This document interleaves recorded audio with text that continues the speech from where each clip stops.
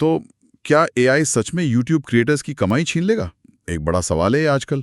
15 जुलाई 2025 से यूट्यूब की एक नई मोनेटाइजेशन पॉलिसी आ रही है और इसे लेकर ना क्रिएटर्स में काफी बेचैनी सी है। हाँ, खासतौर पर वो मास प्रोड्यूस्ड और रेपिटिशियस कंटेंट को लेकर है ना। बिल्कुल। कुछ लोग तो कह रहे हैं कि भाई ये यूट्यूब ऑटोमेशन, एआई से बने कंटेंट, इन सब का अंत है। अंत तो शायद ज्यादा हो गया, पर हाँ, चर्चा गर्म है। हमारे पास इस पर विडाईक्यू चैनल का एक अच्छा विश्लेषण है, तो सोचा आज इसी पर थोड़ी गहराई से बात करते हैं। हाँ, करते हैं।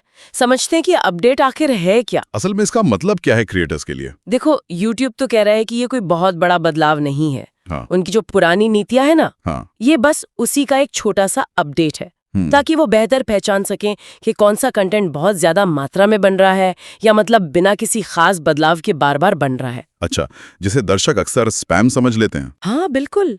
और सच तो ये है कि ऐसा कंटेंट तो पहले भी मोनेटाइजेशन के लायक नहीं था। लेकिन पेच ये है कि वो नीतियां बनी थी जब एआई से प्रॉम्प्ट देकर कंटेंट बनाना इतना आम नहीं था। सही कहा। तो मतलब पुरानी भाषा आज के हिसाब से फिट नहीं बैठ रही। एग्जैक्टली। और खासकर अब जब गूगल का V3 जैसा एआई टूल आ रहा है, मैंने सुना वो एआई वीडियो में आवाज भी डाल सकता है। हाँ, बिल्कुल। और खबर तो ये भी है कि इसे जल्द ही यूट्यूब शॉर्ट्स बनाने में भी इस्तेमाल किया जा सकेगा। अरे वाह, फिर तो मतलब एआई से वीडियो बनाना और आसान हो जाएगा, बिना चेहरा दिखाए भी। हाँ, तो यहीं पर चीजें थोड़ी कंफ्यूजिंग हो जाती हैं। कैसे? अगर यूट्यूब खुद ऐसे एआई टूल्स को शॉर्ट्स के लिए ला रहा है, तो फिर सवाल उठता है कि क्या इनसे बने शॉर्ट्स मोनेटाइज होंगे? हाँ, ये तो बड़ा सवाल है। कहीं उन्हें बड़े पैमाने पर बना तो नहीं मान लिया जाएगा? हो सकता है। और अगर वो मोनेटाइज नहीं होंगे, तो फिर यूट्यूब इन टूल्स को क्यों ला रहा है? शायद सिर्फ शॉर्ट्स फीड भरने के लिए, ताकि लोग ज्यादा टाइम स्पेंड करें। ये एक संभावना है। मतलब व्यूअरशिप बढ़े, भले ही क्रिएटर की सीधी कमाई ना हो उससे। हालांकि देखो, यूट्यूब के सीईओ ने खुद ये कहा है कि 2025 में भी वो एआई टूल्स में इन्वेस्ट करेंगे। ऐसे टूल्स जो क्रिएटर्स की रचनात्मक यात्रा में मदद करें। और यात्रा का मतलब तो आमतौर पर कमाई से जुड़ा होता है ना? हाँ, बिल्कुल। तो यहाँ थोड़ा विरोधाभास लगता है। लेकिन ये जो यूट्यूब की परिभाषा है ना, अप्रामाणिक और बड़े पैमाने पर बना कंटेंट, ये हमेशा से ही थोड़ी क्लियर नहीं रही है। हाँ, थोड़ी अस्पष्ट तो है। ग्रे एरिया काफी है। जैसे वो स्टॉर्म ट्रूपर वाले व्लॉग्स होते हैं, क्या उन पर असर पड़ेगा? वो तो एक तरह से रिपीटेटिव लग सकते हैं। शायद नहीं, क्योंकि उनमें ना एक परिवर्तिकारी एलिमेंट माना जाता है। मतलब क्रिएटर अपना कुछ खास डाल रहा है उसमें।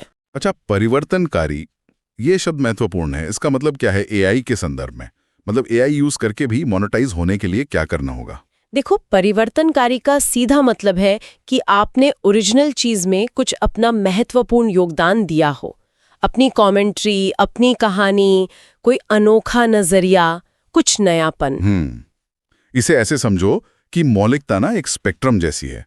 एक छोर पर है एकदम ओरिजिनल, खुद से बनाया हुआ कंटेंट। ठीक है। और दूसरे छोर में हो सकते हैं जैसे कंपाइलेशन वीडियो या रिएक्शन वीडियो या फिर पूरी तरह एआई से बना कंटेंट। अच्छा। तो ये नया अपडेट शायद इसी स्पेक्ट्रम पर एआई जनित कंटेंट को सही जगह देने की कोशिश है। मतलब ये देखा जाएगा कि एआई को प्रॉम्प्ट किसने दिया, इंसान ने या किसी बॉट ने? हाँ, ये भी एक फैक्टर हो सकता है।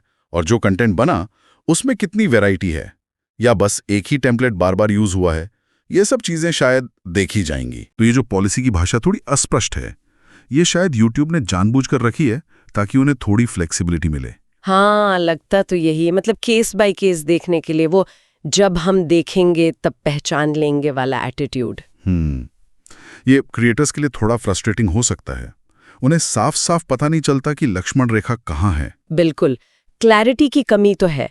लेकिन अगर हम विड-आईक्यू के अनुमान को देखें, तो उनका कहना है कि ये अपडेट शायद यूट्यूब पार्टनर प्रोग्राम के बहुत कम क्रिएटर्स को असर करेगा। कितना कम? लगभग 30 लाख पार्टनर्स में से शायद 0.5% से भी कम। मतलब कोई 15,000 के आसपास। अच्छा, तो उतना बड़ा इम्पैक्ट नहीं है शायद ओवरऑल। आंकड़ों के हिसाब से तो नहीं, पर हाँ, जिनका चैनल डीमोनेटाइज होगा उनके लिए तो ये 100% इम्पैक्ट है और उनकी आवाज सुनाई भी देगी। सही बात है। इसलिए सबसे अच्छी सलाह तो यही है कि क्रिएटर्स एक बार यूट्यूब की जो मौजूदा मोनेटाइजेशन पॉलिसी है ना, उसे ध्यान से पढ़ लें। खासकर वो रीयूज कंटेंट और रिपीटेटिव कंटेंट वाले सेक्शन। ज्यादातर नियम वही हैं, बस अब एआई के चश्मे से देखे जाएंगे। तो निचोड़ क्या निकलता है इस सब का?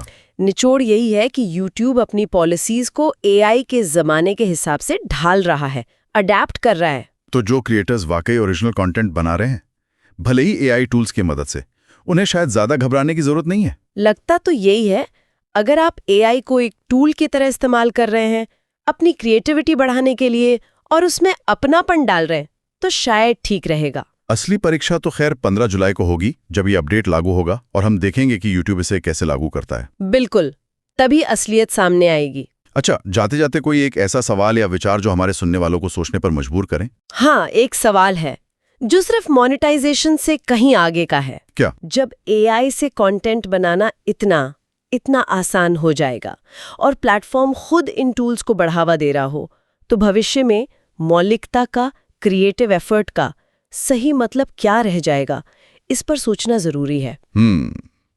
ये वाकई सोचने वाली बात है।